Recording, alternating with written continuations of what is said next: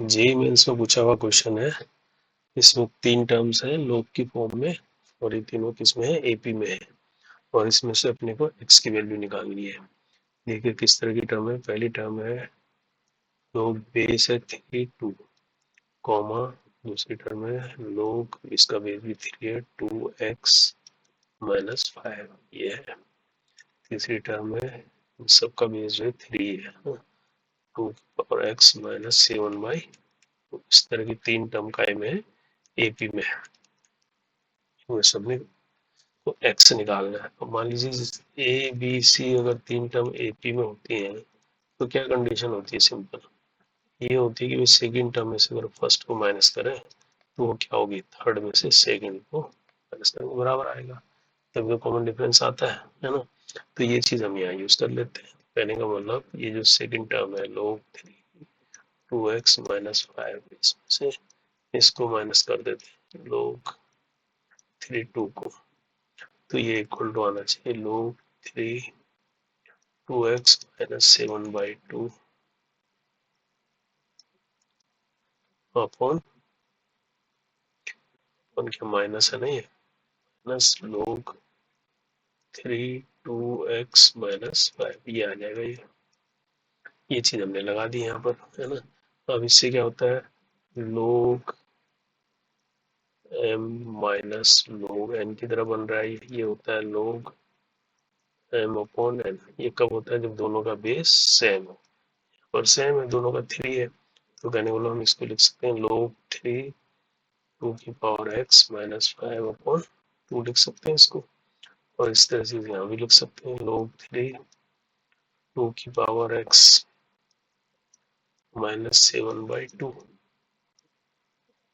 Upon 2 की power x-5 ये लिख सकते हैं।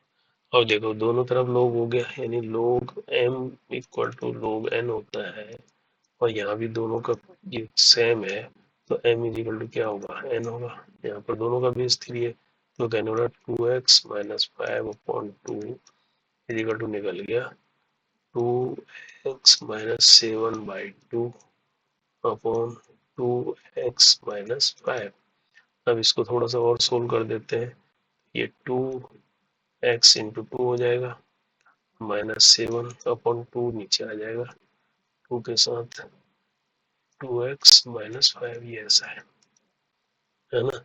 अब इस 2 से देखो, इसको मैंने ये किया ना, इस 2 से ये 2 कैंसिल हो जाएगा, ये क्रॉस मल्टीप्लाई हो जाएगा इधर, तो यहाँ बचेगा, समझ रहे हो ना, 2x-5 का होल स्क्वायर आ गया ये इक्वल टू क्या हो गया 2 टाइम्स 2 की पावर x ऐसे लिख लो, -7 लिख लेते हैं।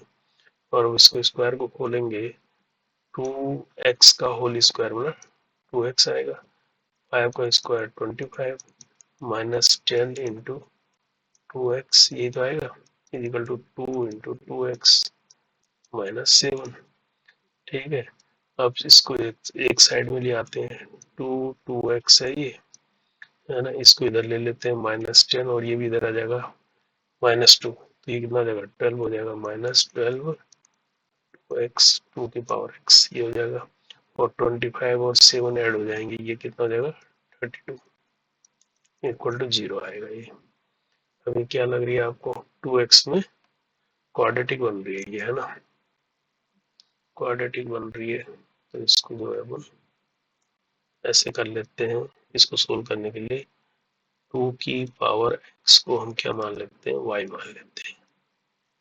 ठीक है, तो इससे क्या होगा, ये y स्क्वायर बन जाएगा, ये -12y बन जाएगा, प्लस 32 इज इक्वल टू 0 हो जाएगा। अब 32 के फ्रैक्शन करने हैं 12 में, 8 4 जा 32, 8 4 12, तो y square -8y-4y plus 32 equal to 0। यहाँ से y कॉमा ले लो, y -8 -4 कॉमा आ गया y-8 इक्वल टू 0। यहाँ से क्या आ जाएगा, y-8 एक आ गया, दूसरा आ गया y-4 इक्वल टू 0। तो हमारे पास यहाँ कर लेते हैं, तो y इज इक्वल टू एक आ गया 8, एक आ गया y इज इक्वल टू 4। अब y क्या है, 2 की पावर x, 2 की power x is equal to 8, 8 का मतलब 2 की पावर 3, तो यहाँ से x इज इक्वल टू कितना निकल गया 3, और यहाँ से y इज इक्वल टू कितना है 2 की power x is equal to 4, 4 को लिखते हैं 2 की पावर 2, यहाँ से x कितना निकल गया 2, एक आ गया x2, एक आ गया x इज इक्वल टू 3।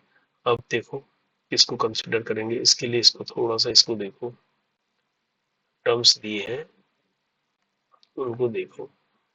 अगर हम x इज इक्वल टू 2 लेते हैं तो ये जो सेकंड वाली टर्म है ना, 2 की पावर कितना बन जाएगा 4, 4 में से 5 गया -1, तो ये वाली जो चीज है ये इनवैलिड हो जाएगी, यानी लोग ये बन जाएगी, if x is equal to 2 को कंसिडर करते हैं तो जो लोग 3 है ना, 2 की पावर x -5 वाली चीज है, ये क्या बन जाती है, ये लोग 3 4 -5 यानी -1 बन जाती है ना, जो कि अनडिफाइंड है। क्या है ये, अनडिफाइंड है, अनडिफाइंड है, तो इसलिए हम x इक्वल टू 2 को कंसिडर नहीं करेंगे, क्योंकि ये पूरी वैल्यू क्या आ जाती है, यानी इस केस में क्या आ जाता है, ये 2x - 5 जो है, 2x - 5 जो निकालते हैं ये लेस देन क्या आता है 0 आ जाता है, 8 x इज इक्वल टू 2 पर, तो x इज इक्वल टू 3 पर नहीं आएगा,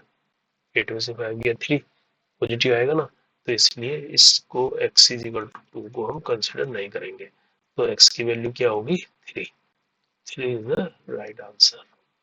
ये थोड़ा सा वैलिडिटी हमें चेक करनी पड़ेगी, x की दो आंसर है तो कौन वैलिड है, तो वैलिड क्या है 3, 3 में ही पॉजिटिव आ रही है वैल्यू सब, 2x - 5 भी और 2x - 7/20, तो x की वैल्यू आ गई 3, ये इसका सही आंसर होगी।